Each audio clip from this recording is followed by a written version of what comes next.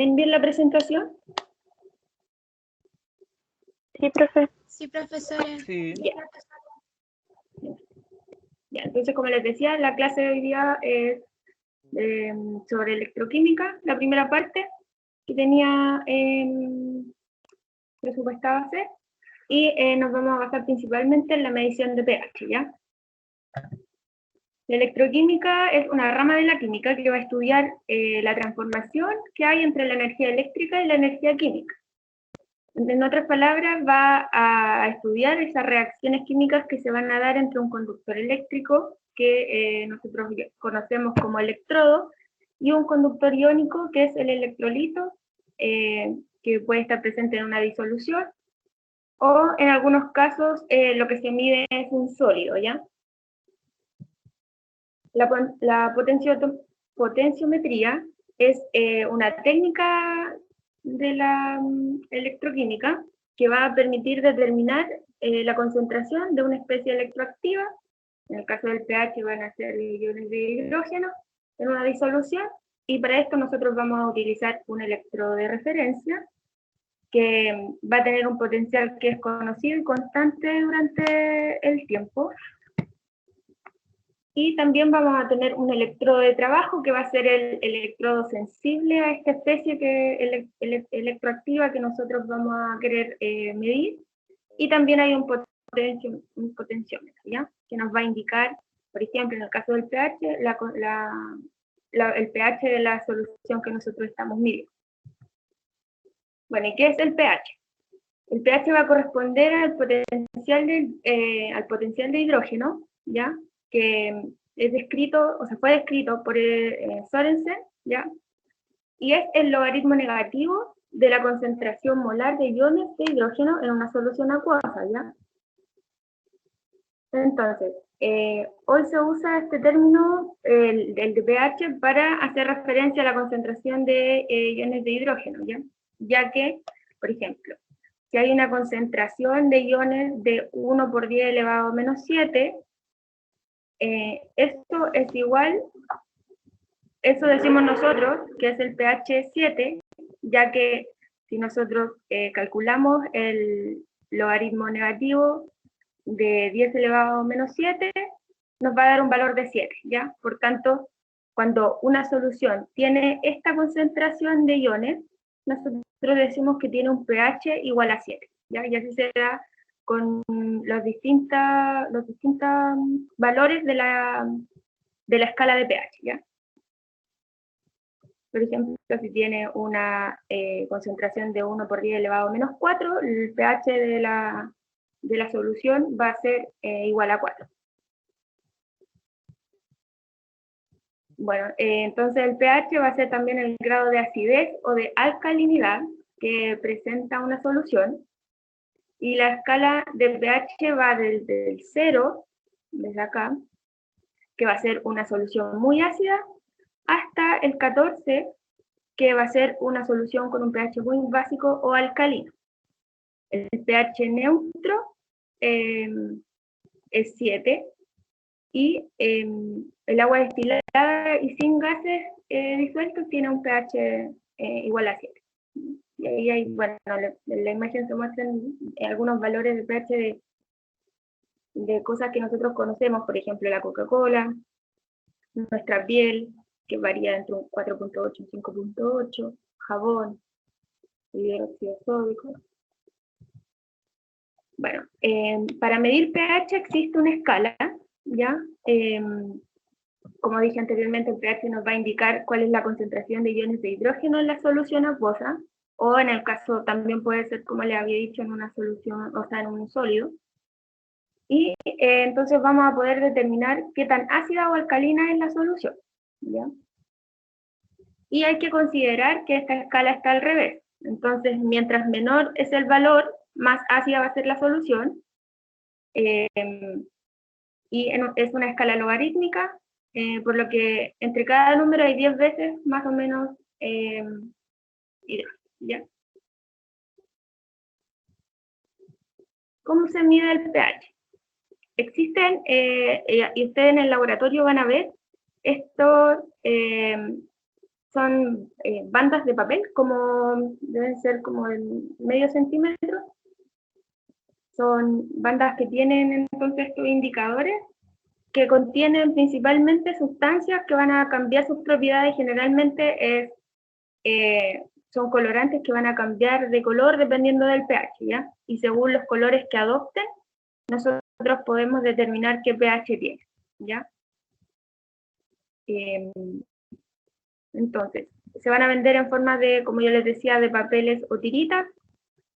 Las ventajas que tienen es que son relativamente confiables, no tienen un gran porcentaje de error, no requieren calibración, es decir, no se necesita hacer nada más que introducirle la solución que estamos midiendo, y son relativamente baratos si se compara con, por ejemplo, la compra de un equipo. La desventaja que tiene es que tiene una baja resolución y van a servir solo para tener una idea que se aproxime al pH de la solución. O sea, por ejemplo, para realizar un experimento que necesita ser reproducible, ustedes sí o sí necesitan usar otro método de medición, ¿ya? Esto sirve como para trabajar en el mesón con experimentos que no necesitan ser tan precisos, ¿ya? O si ustedes tienen una solución que puede variar entre un rango de pH, en este caso se va a utilizar este tipo de indicadores, ¿ya? Y no se puede utilizar cuando las soluciones son coloreadas. Bueno, entonces como les había dicho, la determinación del pH de la solución se realiza con estas tiras indicadoras. Simplemente se sumergen por un momento en la muestra y esto va a generar el cambio de color, y lo que nosotros hacemos es poner como acá muestra esta sería una de las tiras que nosotros utilizamos para medir el pH, lo ponemos sobre el patrón de colores que trae la cajita donde vienen las tiras, y se va a comparar entonces con el color que adopta la banda, se va a comparar con el patrón. Entonces, por ejemplo, en este caso, se mide como, en este caso sería como un pH 3, si no me equivoco, y este un 5, por la coloración que adopta la banda. Y también, para hacer mediciones más exactas, se utiliza el pHímetro, que es un dispositivo electrónico que va a medir el pH, y funciona midiendo diferencias de potencial eléctrico en milivolts, ¿ya? Se venden como equipos de sobremesa y también como equipos portátiles. Sus ventajas es que son muy precisos, y bueno, la desventaja que en comparación a otros métodos es más caro y requiere de calibración cada cierto tiempo, y tiene una vida útil también que es limitada, ¿ya? Entonces, va a haber el pHímetro, es un sensor entonces que es utilizado para medir el pH de una solución. Es un voltímetro que tiene electrodos, ya este es el voltímetro, ya va a tener electrodos que esto se va a sumergir en la muestra y van a generar una corriente eléctrica. Y esta corriente va a depender de la concentración de iones de hidrógeno que va a tener la solución en cuestión, ¿ya? O sea, de eso va a depender la corriente que se va a generar y lo que nosotros vamos a medir en el voltímetro. Entonces, el pHímetro lo que hace es medir la diferencia de potencial, es decir, la diferencia de voltaje en milivolts entre el interior del electrodo de pH y el electrodo de referencia que está en contacto con la muestra, ¿ya? Por ejemplo, entonces este es el electrodo de referencia, este es el electrodo indicador y las muestras en cuestión. Entonces lo que va a hacer con ambas mediciones, va a medir la diferencia del potencial en milivolts y nos va a entregar la concentración de iones de hidrógeno, en este caso lo que nosotros vamos a llamar pH, ¿ya? Bueno, como les decía, El pHímetro tiene electrodos, puede tener dos electrodos distintos, que va a ser el de referencia, ¿ya? Y el indicador. Acuérdense que el de referencia va a tener una concentración constante y el indicador va a medir la cantidad de iones de hidrógeno en la solución. Pero también hay pHímetros que tienen el electrodo combinado, es decir, van a tener el electrodo de referencia y el indicador juntos, ¿ya? Bueno, el electrodo de referencia tiene un elemento de referencia, que puede ser un metal o una sal de metal. Tiene altas concentraciones de electrolitos, que va a ser cloruro de potasio o cloruro de plata. Y también tiene una unión en la punta, tipo puente de sal. Y el electroindicador va a tener un elemento también interno, que puede ser un metal o una sal, que puede ser plata o cloruro de plata. Va a tener también una solución en la punta de cloruro de potasio, con una concentración normalmente de 3.5 molar, y también tienen un bulbo de cristal, es decir, como una pelotita en la punta, que va a ser sensible a la concentración de iones de hidrógeno. Y el electrodo combinado va a tener entonces, va a ser como la fusión de un electrodo de referencia y un electrodo bueno, el que va a medir la concentración de la solución, este electrodo sensible. Entonces el electrodo que va a medir va a estar en el interior, o sea, en el centro del electrodo combinado, y el de referencia va a estar por fuera. Bueno, la composición del electrodo combinado en cuanto a la solución de relleno interna, va a ser una solución buffer que va a tener cloruro de potasio y también cloruro de plata, ya que va a ser la interna, ya que va a estar acá en el centro. El elemento de referencia que está por fuera va a tener entonces plata y también puede tener cloruro de potasio y saturada en plata. Ya son las distintas composiciones que pueden tener. Entonces, como les decía, el electrodo en la punta va a tener pequeños poros que van a ser sensibles a los átomos de hidrógeno que se encuentran en la solución que estamos analizando. Entonces, un metal que va a estar puesto en una solución de su propio ion va a producir este potencial que va a ser proporcional a la actividad de los iones en la solución. Y hay una membrana delgada que va a estar separada por dos soluciones de diferente actividad iónica, que va a generar este diferencial de potencial entre las dos superficies. Bueno, acá se muestra en más detalle cómo trabaja esta membrana de vidrio en la punta del electrodo. ¿Ya? Entonces, esta la que se ve más clara es la membrana de vidrio, y la más oscura va a ser la capa de iones. De ahí acá se hace un zoom, entonces van a estar estas capas de iones separadas por una membrana de vidrio. ¿Ya? Y esta es la que tiene esos poros que va a permitir medir la concentración de hidrógeno. Entonces, si el pH interno es igual al pH externo, es decir, si la concentración dentro del electrodo es igual a la del medio, o sea, de la solución que se está midiendo, no hay diferencia de potencial, por tanto va a tener un pH igual a 7, y si en el caso de que hay un exceso de iones de hidrógeno fuera, la carga que se va a medir va a ser positiva, y si hay un defecto, o sea, si hay menor cantidad de iones hidrógeno fuera, lo que se va a generar es una carga negativa, y por tanto va a haber una diferencia de potencial que va a medir entonces el voltímetro del equipo y nos va a arrojar el pH de la solución. Hay distintos tipos de electrodos, ¿ya? La forma más común que nosotros podemos ver es los electrodos de vidrio, cuyo único problema es que son muy frágiles. Por tanto, se ha visto otras formas de construir algunos electrodos más resistentes, ¿ya?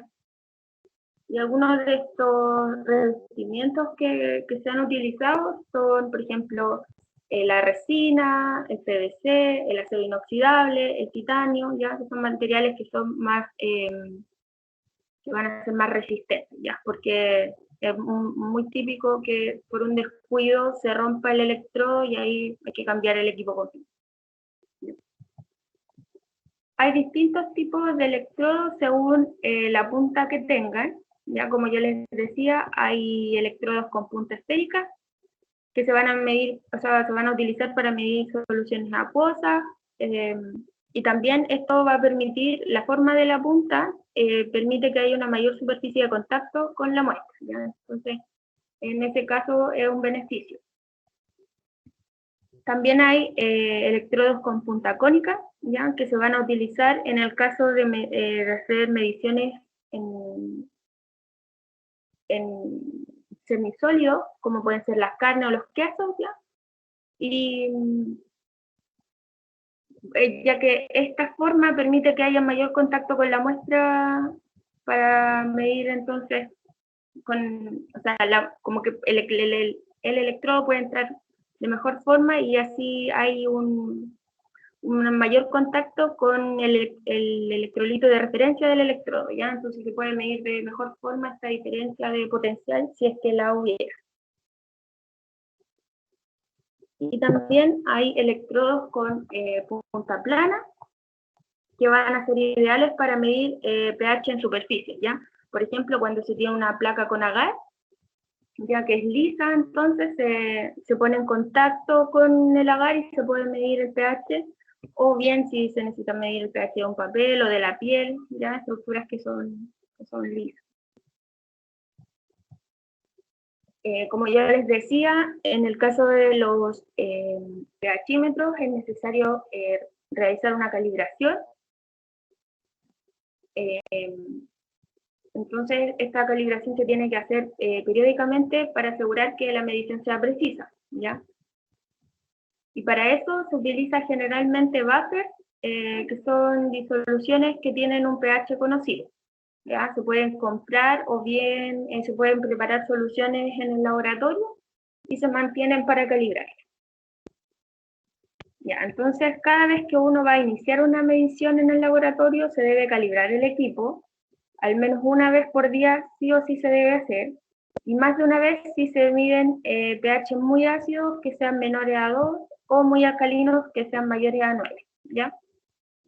Un buffer entonces va a ser una solución que vamos a utilizar para calibrar el pHímetro y que nosotros vamos a conocer su concentración de iones de hidrógeno, y los que más se utilizan son el 4 y el 7, pero se pueden utilizar soluciones, por ejemplo, si yo tengo una solución de un pH 10, yo igual la puedo usar para calibrar. La idea siempre es saber que el equipo es capaz de ser preciso para medir el pH de una solución, ¿ya? Y luego de calibrarlo, nosotros podemos iniciar la medición de nuestra muestra problema, ¿ya? Existen errores al momento de medir, entre los que se encuentran, por ejemplo, los errores con muestras que tienen baja carga iónica. Entonces son muestras que no tienen sales y, por ejemplo, el agua destilada o que tiene muy poquitas sales, en este caso hay errores de medición. También hay errores en cuanto a calibración, por ejemplo, si nuestro buffer se contamina y hay una modificación del pH, nosotros podemos tener errores de calibración, ¿ya? Y para esto, para evitar esto, se recomienda entonces que los buffers siempre estén guardados en frío, que estén lejos de la luz, para que no se contamine con algas.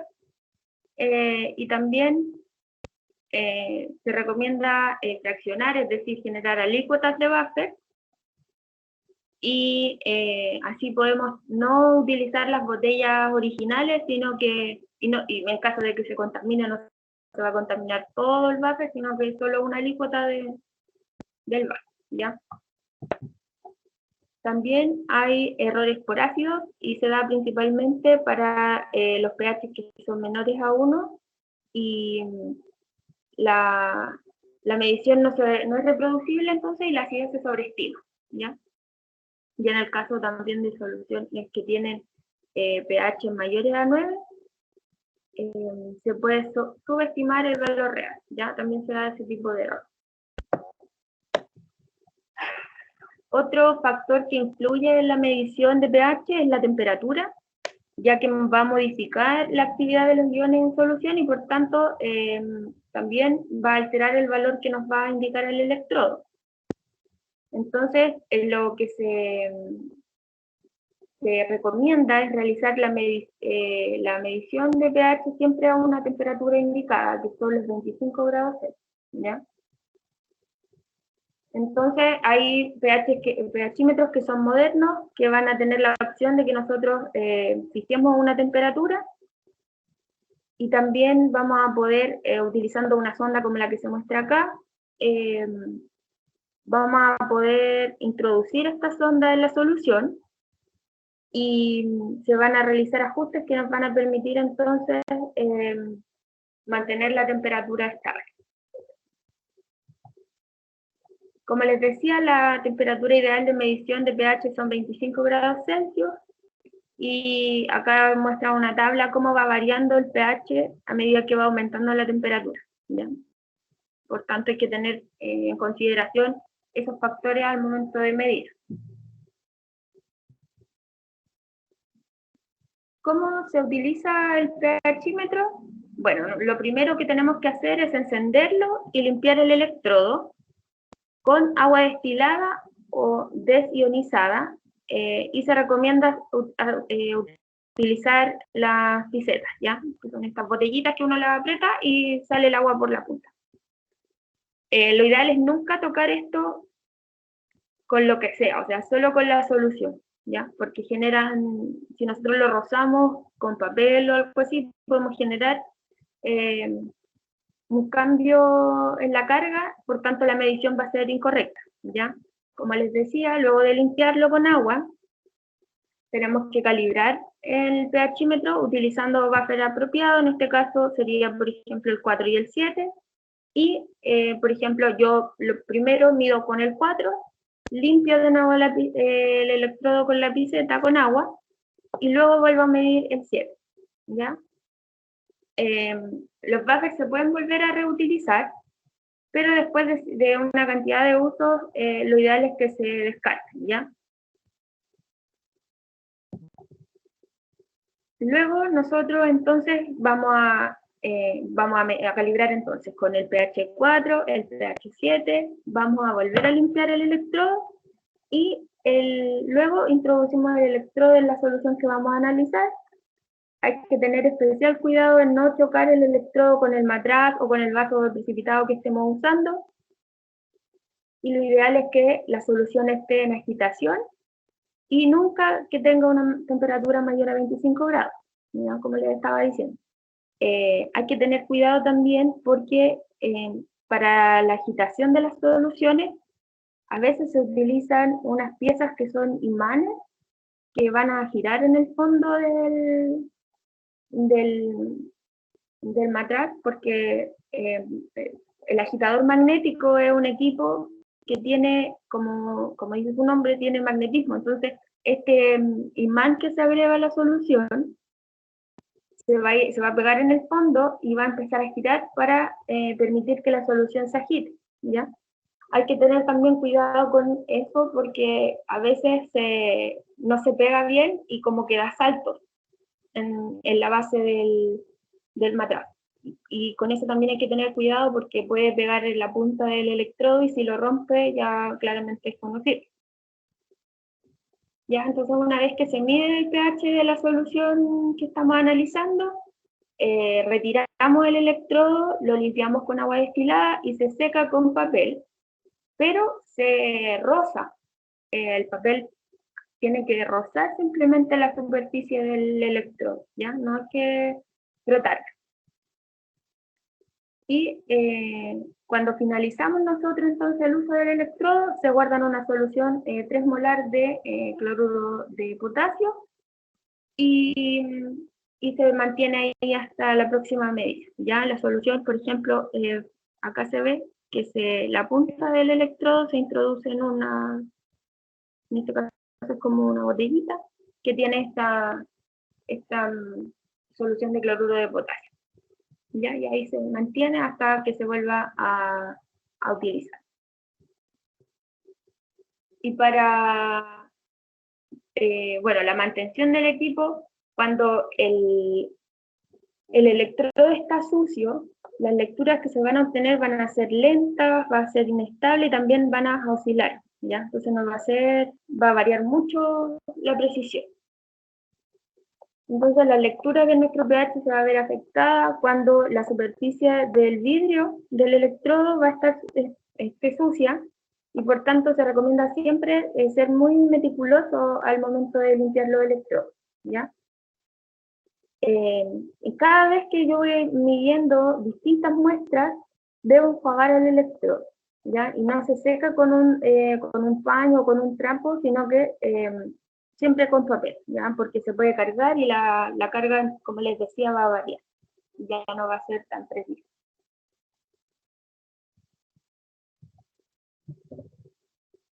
Bueno, las recomendaciones para utilizar el pHímetro son, como les decía, nunca usar el electrodo con soluciones calientes, no mayores a 25 grados Celsius. Si vamos a medir materia orgánica, hay que limpiar muy bien los electrodos con agua destilada desde la pipeta, ¿ya? Nunca se tiene que flotar el bulbo de vidrio porque vamos a generar estas cargas eléctricas que van a romper el electrodo. Hay que guardarlo en esta solución de cloruro de potasio cuando se termine de utilizar. Algunos electrodos pueden usar otro tipo de soluciones, ¿ya? Y nunca se guarda en agua destilada. Importante siempre, si tienen dudas, leer el manual del equipo. Y estos electrodos van a tener una vida útil, ¿ya? Entonces, si usamos diariamente un electrodo, podría durar aproximadamente un año. Y es importante saber que aunque no lo estemos usando, igual después de un año se pueden desgastar. Por tanto, hay que tener bien en cuenta eso. Si estamos trabajando en el laboratorio, tener la precaución de siempre calibrarlo, de siempre mantenerlo bien cuando no lo estemos utilizando y tener en cuenta esto de la vida útil, que va a ser aproximadamente un año, ¿ya? ¿Y en qué en qué áreas vamos a utilizar este tipo de equipos? Bueno, en procesos industriales, como la petroquímica, la del papel, la del alimento, del vino, la cerveza, en minería, en investigación, ¿ya? En investigación se utiliza desde la preparación de soluciones para generar medios de cultivo, por ejemplo, o para ajustar medios de cultivo, porque a veces los medios de cultivo vienen, vienen liofilizados. Lo que ustedes tienen que hacer es disolverlos y agregar, por ejemplo, bicarbonato para ajustar el pH. Y en ese caso, nosotros entonces utilizaríamos el pHímetro. En microbiología también se utilizan harto. Bueno, ya a nivel de industria, en el tratamiento y purificación de aguas, en la agricultura también, para medir suelo, también se utiliza. ¿Ya? Chicos, ¿hay alguna pregunta?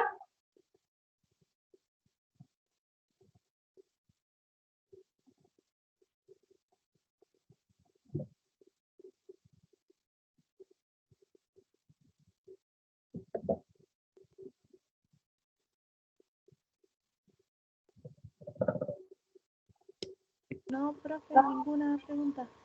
Ya, gracias. Bueno, son las 3, por tanto, nosotros tengo hasta las 3:30 para hacer la clase, así que voy a avanzar con el tema de propiedad intelectual. hasta donde alcance a llegar, sin pasarme de la hora de clase, y así la próxima clase no tengo complicaciones también con el inicio de la otra unidad, ¿ya? Bueno, como les decía, la segunda parte de la clase que tenía preparada para hoy es sobre protección de la propiedad intelectual, ¿ya? Que es algo que nosotros tenemos que tener en consideración porque,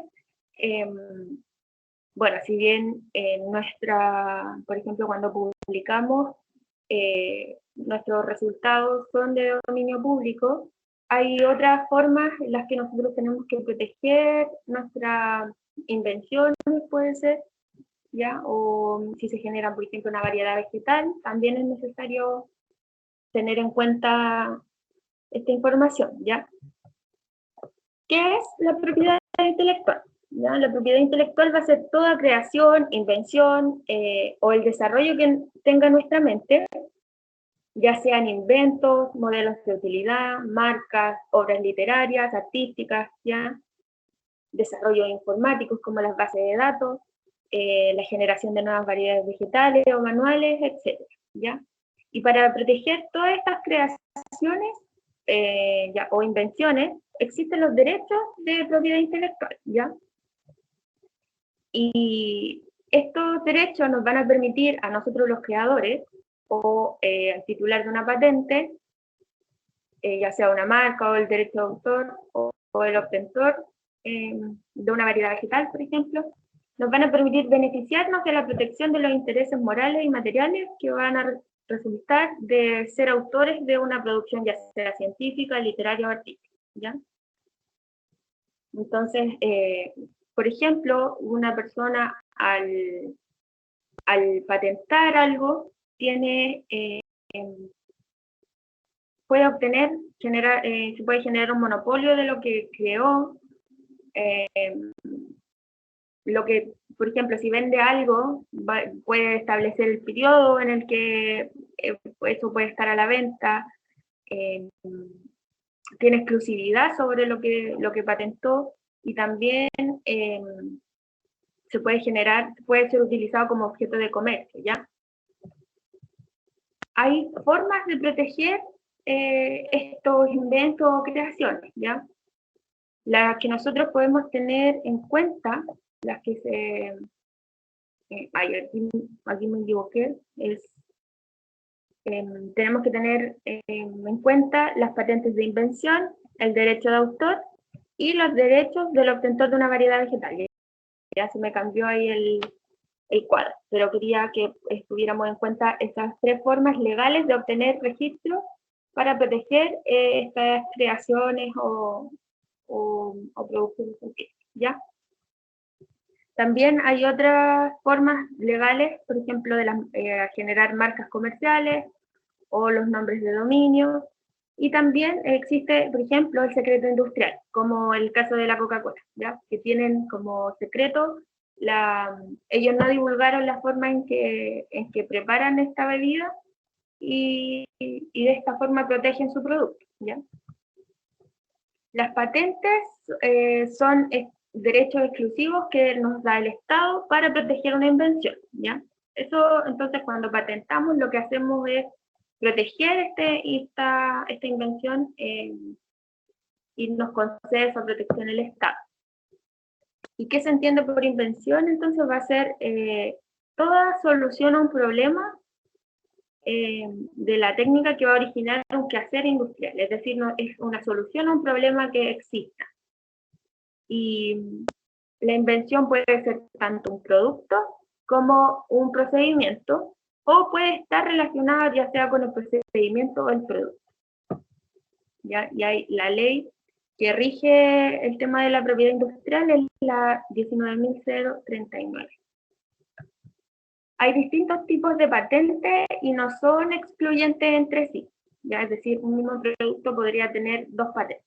¿Ya? Está la patente de invención, la de modelo de utilidad, la de dibujo o diseño industrial y la patente de esquemas de trazados o topografías de circuitos integrados. En el caso de la patente de invención es un derecho exclusivo que, como les decía, va a ser concedido por el Estado a una invención que es nueva, ¿ya? Que va a implicar una actividad inventiva, es decir, hubo una actividad para hacer esta invención y puede ser utilizada en la industria. Los requisitos que tiene que tener este producto generado o esta invención es que sea novedoso, que tenga nivel inventivo, que pueda ser aplicado en la industria y no estar excluido. Y esta patente tiene 20 años de duración desde la fecha en que se presenta, ¿ya? Está también, como les decía, la patente de modelo de utilidad, que está relacionado con instrumentos, herramientas, dispositivos, objetos o parte de objetos, que lo que hacen es como van a mejorar un producto, ya que van a aportar que este producto tenga una mejor función para generar un beneficio, una ventaja que antes no tenía. Por ejemplo, no sé, esta silla. Si lo miramos como en general, cumple la misma función que una silla de otro modelo, pero esta tiene el beneficio, la ventaja de que si tú la doblas, ocupa menos espacio, por ejemplo. O una cocinilla, que no es necesario trasladar una cocina que utilice un cilindro de gas, por ejemplo, y esta es portátil. ¿Ya? Los requisitos que tienen que cumplir estas invenciones es que sean novedosas también, que sean aplicables en la industria y que no estén excluidas. Y en este caso esta patente tiene menos tiempo de duración, son 10 años desde la fecha en que se va a presentar.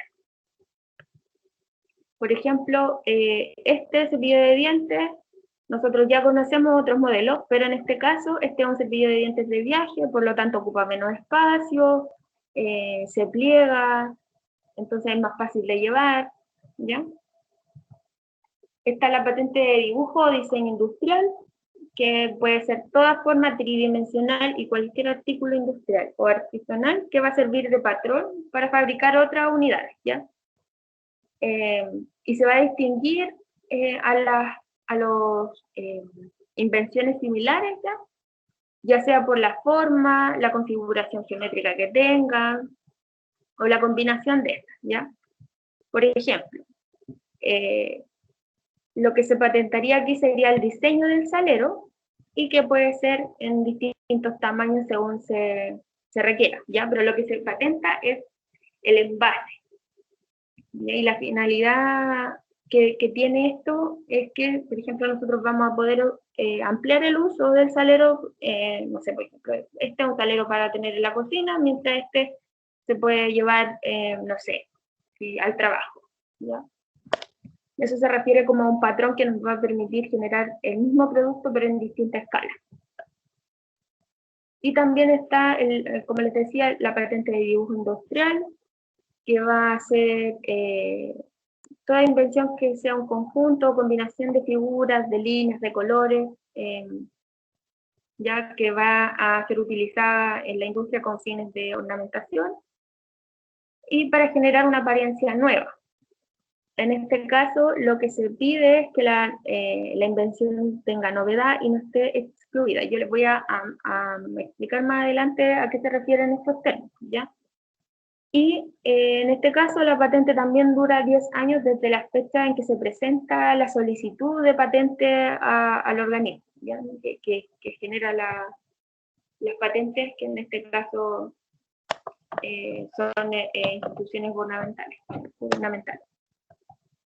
Y acá tenemos un ejemplo de dibujo industrial que se puede patentar, y en este caso es una flor que puede ser utilizada en papel absorbente, ¿ya? Por ejemplo, en la nova. Entonces, el papel ya existe, pero la función de este dibujo es generar un cambio, ¿ya? En este caso, la imagen del producto. O también, por ejemplo, acá son dibujos de las casitas. Y los requisitos, como les decía, que tiene que tener una patente, un producto para que pueda ser patentado, que sea novedoso, que tenga un nivel inventivo, que se aplique en la industria y no estar excluido. Bueno, ¿qué se refiere con que un producto tenga novedad? Una invención se va a considerar nueva si no existe con anterioridad en el estado de la técnica. Y el estado de la técnica hace referencia a todo aquello que ya aquello que se divulgó o que ya es accesible al público en cualquier lugar del mundo, ya antes de la fecha de primera presentación de una solicitud. Es decir, la idea es que sea algo que no esté en el mercado. ¿Ya? En cuanto a nivel inventivo, va a tener una invención, va a tener nivel inventivo cuando para una persona que sea que tenga conocimiento en la materia técnica correspondiente, para ella no va a resultar obvio ni va a ser muy evidente la derivación de este producto, desde algo que ya se conozca, ¿ya? Es decir, que se diferencia de lo que existe. En cuanto a aplicación industrial, hace referencia cuando una invención va a poder ser producida o se utiliza en la industria. Se entiende por industria algo en el sentido amplio, ¿ya? En cualquier tipo de industria. Y no exige en este caso que la invención esté terminada, ¿ya? Puede ser un estado experimental o un prototipo de un producto. Y cuando se dice que una invención no debe estar excluida, hace referencia a que no esté comprendido las causales de exclusión establecidas en la ley 19.039, ¿ya? Y algunas de las cosas que están en exclusión en la ley son los descubrimientos, las teorías científicas y los métodos matemáticos, las plantas y los animales, excepto aquellos microorganismos que van a tener, que cumplan con condiciones generales de patentabilidad, ¿ya? Los sistemas, los métodos, los principios o planes económicos, financieros, comerciales de negocio o de simple verificación y fiscalización. Ya, estas son cosas que están excluidas de la posibilidad de patentar. Entonces acá hay un resumen del tipo de patente y los requerimientos que se solicitan para poder presentarla. Hay un trámite que hay que hacer al momento de patentar. En nuestro caso, se debe hacer una presentación, un proceso de tramitación, concesión y uso en Chile, y este proceso se realiza a través de INAPI, y en el caso de patentes internacionales se realiza a través del Convenio de París, que es una tramitación que se hace país por país, o por vía PCT, que es el Tratado de Cooperación de Materia Patentes, unificación en la tramitación, ¿ya? Son distintos organismos según el tipo de patente que se quiere hacer y a qué nivel se quiere hacer. Los costos asociados, bueno, a nivel nacional, en el caso de la tramitación nacional, entre la búsqueda y la redacción de las patentes, lo que cuesta es cercano a los 2.200.000, o sea, a los 2.200.000. También se cobran impuestos. Al inicio, por ejemplo, se cobran una UTM que son equivalentes a 51.592 pesos, se cobra 40.000 pesos por publicación en el diario oficial, 560.000 por un perito, y así, va variando. Pero en total, el proceso de generar una patente cuesta aproximadamente 3 millones de pesos. Y en el caso de la tramitación internacional, también tiene distintas etapas y el costo aproximado es de 4.200.000. Una forma también de proteger las invenciones es generando los derechos de autor, y en este caso la ley que rige el tema de los derechos de autor es la ley 17.336, y los derechos de autor se van a utilizar para describir aquellos derechos que tienen los creadores sobre ya sea sus obras literarias, artísticas o científicas. ¿Y qué se puede proteger? Las obras literarias como las novelas, los poemas, las representaciones escénicas, las obras de referencia, los artículos periodísticos y como acá también dice, obras científicas, ¿ya? Algunas cosas también que pueden quedar bajo derecho de autor son los programas informáticos o las bases de datos que nosotros, por ejemplo, podríamos crear, ¿ya? Lo demás se dista un poco de lo que es nuestra área, ¿ya? Son cosas más artísticas o de arquitectura. Y va a abarcar los derechos patrimoniales, ¿ya? Que van a permitir titular los derechos, el titular, o sea, va a permitir que el autor tenga compensación financiera por el uso de sus obras por terceros, y también los derechos morales que van a proteger otro tipo de intereses que no son principalmente la compensación financiera, ¿ya?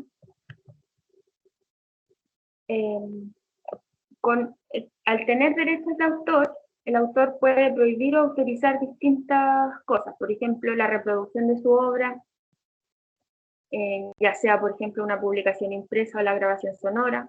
Ya nosotros, si podemos patentar algo en este caso, podríamos quizás, no sé, por ejemplo, si escribiéramos un libro de métodos, quizás podríamos prohibir que se imprima de forma pública. Bueno, lo otro es, por ejemplo, que se interpreten o se ejecuten de manera pública las obras dramáticas o musicales, o la grabación de la obra, eso ya vista un poco de nuestra área. También hay un proceso para generar el tema de los derechos de autor, y se hace el registro de las obras en el Departamento de Derechos Intelectuales, y lo que se hace es solicitar la inscripción, se entrega la obra ya sea en formato físico o digital, se hace una solicitud de persona jurídica, se pagan las tasas, los impuestos, y se obtiene entonces el registro bajo nuestro nombre de la invención. Bueno, en cuanto a la vigencia que tiene el derecho de autor, va a ser el derecho moral, ¿ya? Es decir, lo que no tiene que ver con el tema financiero es reconocido, el autor es reconocido por toda la vida, por toda su vida va a ser reconocido como autor, y después de 70 años de que muere el autor también es reconocido. Y en el caso de el derecho patrimonial, que tiene que ver con la compensación financiera, va a depender del tiempo que dure la explotación comercial de la obra, ¿ya? Y ahora les voy a hablar sobre algo que sí tiene directa relación con nuestra área, que es la generación de una variedad vegetal, por ejemplo. Y hay un derecho del obtentor, ¿ya? Que el obtentor va a ser esta persona que va a crear esta variedad vegetal, o que la haya descubierto, o que la haya puesto a punto, ya que haya desarrollado esta variedad. Y va a tener derecho o exclusividad para multiplicar y comercializar ya sea la semilla o la planta de la variedad protegida durante la vigencia de la protección, es decir, el tiempo que tenga el derecho de autor, o en este caso de obtentor, ¿ya? Y el registro de las variedades protegidas es administrado por la División de Semillas del Servicio Agrícola y Ganadero, el SAC, en Chile, ¿ya? Y lo rige la ley 19.342. Y para obtener protección legal, los requisitos son, solo se pueden proteger aquellas variedades que se demuestren que son nuevas, que son diferenciables, que son homogéneas y que son estables, ¿ya? Se debe hacer una descripción morfológica de la variedad, se tiene que tener un certificado de inscripción de la variedad en el país de origen, si corresponde, debe haber una muestra representativa de la variedad, se deben pagar los costos de inscripción y las tasas de mantención también, para tener este tipo de derecho. Como les decía, el proceso de tramitación, hay una presentación de solicitud donde se pagan las tasas, es decir, se pagan estos montos que se requieren para iniciar el proceso. Se debe publicar un extracto de la solicitud en el diario oficial. hay una presentación de la solicitud al comité de este organismo. En este caso se evalúa si se acepta o se rechaza.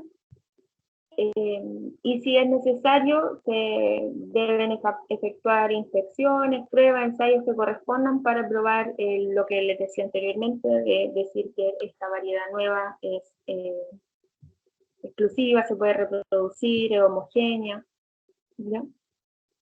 Hay una inscripción provisional que va a durar entre 2 a 3 temporadas y luego hay una inscripción definitiva como una variedad bajo este derecho de obtentor y finalmente se deben pagar las tasas finales y de mantención.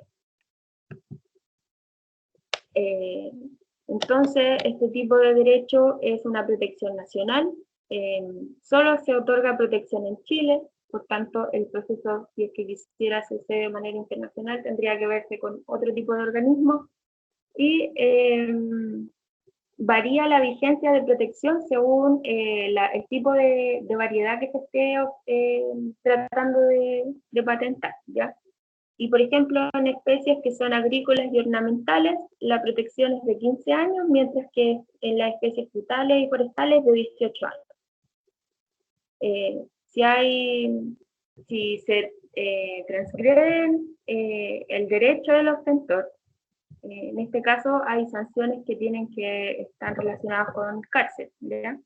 En caso de que alguien no respete los derechos del obtentor o creador de esta variedad nueva. Y bueno, en cuanto a los valores que se pagan, cuando se hace la presentación, se debe pagar casi 7 UTM. La UTM está alrededor de los 52.000 pesos. Luego, al realizar pruebas DHE, que son exámenes en campo, que van a determinar si la variedad cumple con distinción, homogeneidad y estabilidad, ¿ya? Entonces, estas pruebas en las instalaciones para las especies frutales y forestales se debe pagar tasas cercanas a 23 o casi 24 UTM. Si hay años adicionales, también hay unas tasas fiscales que se deben pagar y también se deben pagar las pruebas que realiza el SAT. ¿Ya? Y aproximadamente lo que cuesta es 3 millones de pesos aproximados. ¿Ya? Solo el registro de la variedad. ¿Dudas, consultas? Profe, yo tenía una consulta. ¿Sí? ¿La próxima semana tenemos pruebas o no? Sí. A ver, espérame. La próxima semana... Déjame terminar de compartir la clase.